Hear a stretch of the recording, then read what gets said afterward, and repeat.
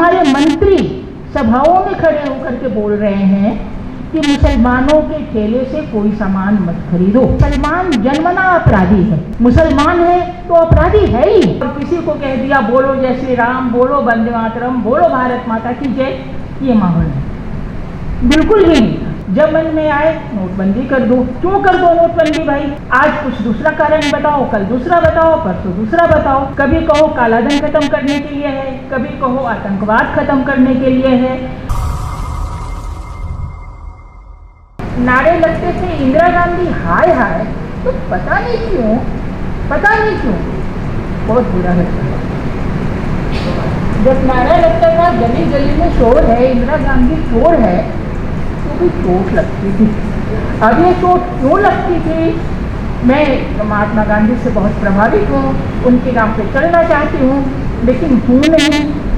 और हम शब्दों के मामले में इतने सभ्य नहीं हैं कि हाय हाय कहना किसी को बुरा लगा इसलिए बुरा लगा, या शोर है और चोर है कहना बुरा लगा इसलिए बुरा लगा, पर चोट लगती थी। लेकिन लगता था सही है, क्योंकि होता क्या है कि जब इंसान कोई होता है तो अपने आप में नहीं होता, उसके पीछे एक अतीत होता है और आगे भविष्य की संभावनाएं होती हैं। तो इंदिरा जी के पीछे जो विरासत हमें मिली थी वो चाचा नेहरू की मिली थी और लाल बहादुर शास्त्री की मिली थी। तो हमारी अपेक्षा का स्तर इंदिरा जी से वही था। जब वो स्तर पूरा नहीं हुआ, जो कुछ अच्छे काम की उम्मीदें थी वो नहीं हुआ, बेरोजगारी बढ़ी, भ्रष्टाचार बढ़ा, अलोकतांत्रिक व्यवहार बढ़ा प्रशासन की तरफ से, तो एक मूवमेंट शुरू हुआ, लेकिन तब समझ में आती नहीं थी। लेकिन जब इमरजेंसी लग गई, तब ग्रेजुएशन में थी, तो लगा कि ये तो गलत, ये बिल्कुल गलत है।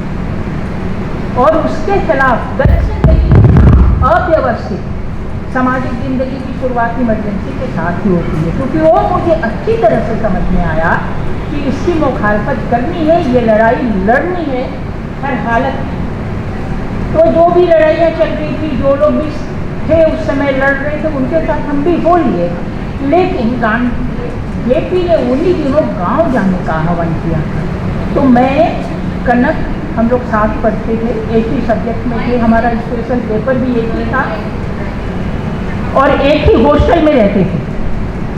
और एक और नंदिता पॉल, जो हम लोग बैचमेट थे लेकिन उनका सब्जेक्ट अलग था।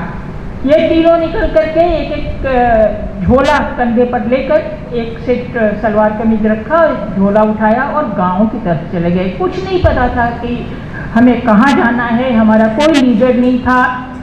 पटना के आसपास के गांव में हम जाते थे, करने को कुछ था नहीं, समझ भी नहीं थी कि करना क्या है, लेकिन उनकी स्थिति देखते थे, उनके लोगों से बातचीत करते थे, तो ये समझ में आता था कि कुछ करना है, इतना ही समझ में आता था।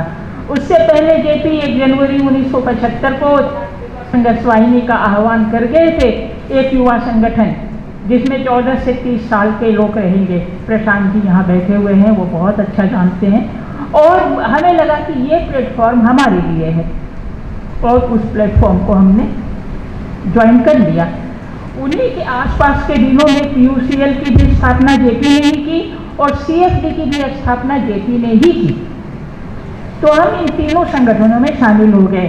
जैसे अपनी ये थी संघर्ष वाहिनी में सबसे ज़्यादा थे, क्योंकि वो लगा कि हमारे लिए ही बना है, क्योंकि जब बना था तो हम भी जवान होने वाले थे, टीनेज में थे, तो लगा कि ये हमारे लिए ये आह्वान है।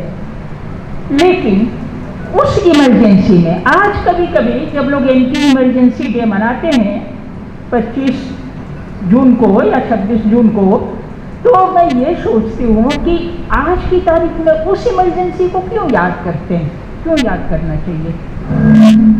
आज की भयानकता छोड़कर हम पीछे याद कर रहे हैं, लेकिन लगता नहीं याद करना बहुत ज़रूरी है, क्योंकि आज हम बोल रहे हैं जबकि बहुत कम लोग बोल रहे हैं, तब भी हम बोल रहे हैं और हमारे तमाम साथी बोल रहे हैं।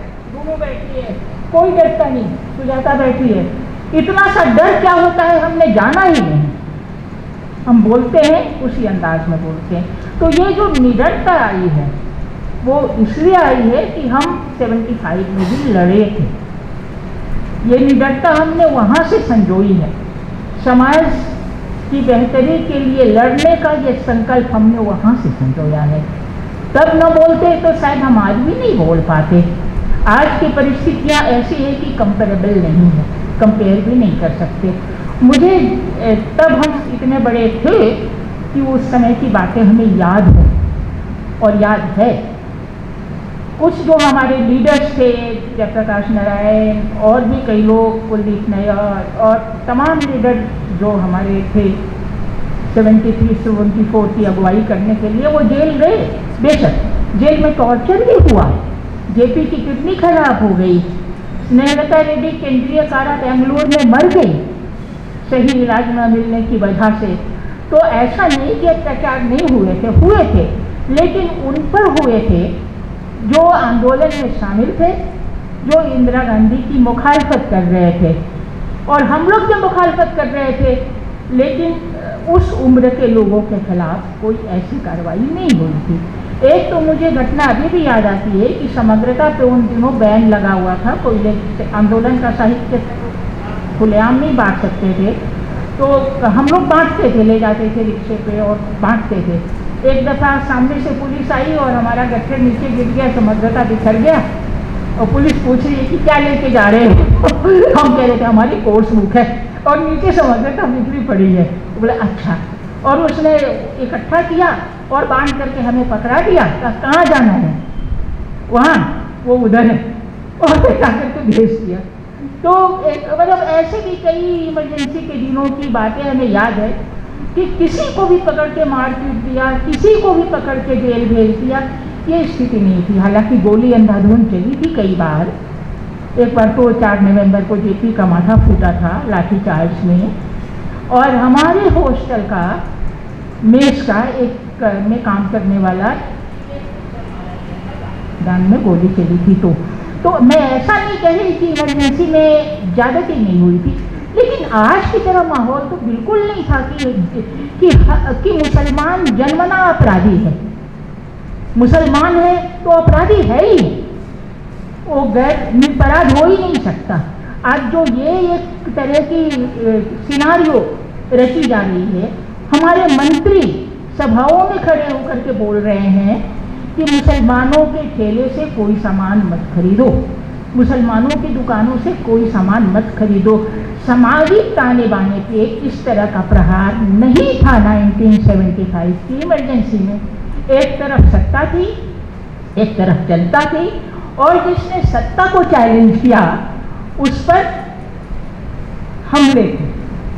लेकिन वो हमला पुलिस और प्रशासन के लोग करते थे। वो कोई भी आया गुंडा टाइप और किसी को भी पकड़ लिया और किसी को कह दिया बोलो जय श्री राम, बोलो वंदे मातरम, बोलो भारत माता की जय, ये माहौल है बिल्कुल भी नहीं था। और हर कुछ बेच डालो उस इमरजेंसी में, जनता की हर चीज बेच डालो।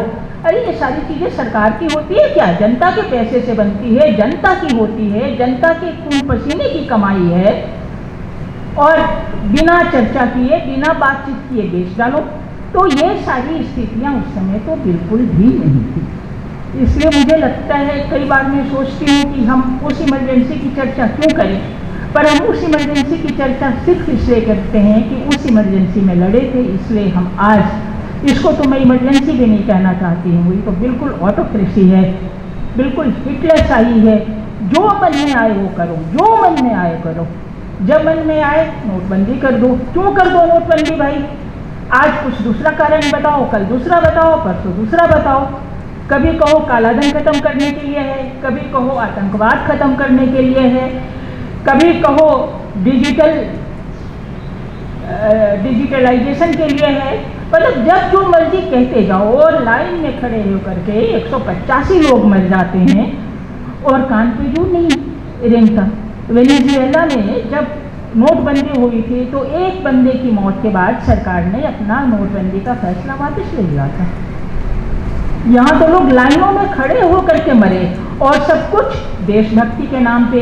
ये कैसी देशभक्ति है, ये कैसा देश प्रेम है जो अपने लोगों से नफरत करना सिखाता है, जो बताता है कि मुसलमान तो जन्मजात मनुष्य है नहीं, कुछ और है, पता नहीं।